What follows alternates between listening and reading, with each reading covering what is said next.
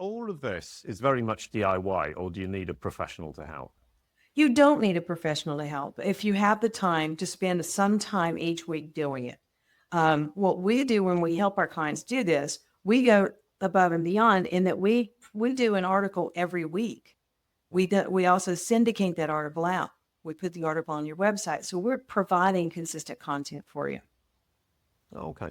And if I understand correctly, you've written a book about this, which is generally for local businesses, but a lawyer would find this super useful as well.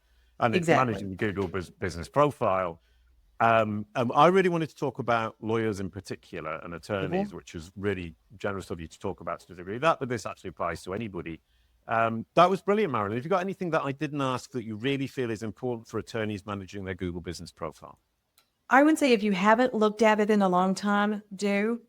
It's that very important. Absolutely. Go, make sure you have it, verify it, claim it. If you haven't done that, it's so very important for local business and local law firms to be the go-to attorney in your area, to be the one that updates the Google business profile often. CaliCube. Your brand is what Google and AI say it is.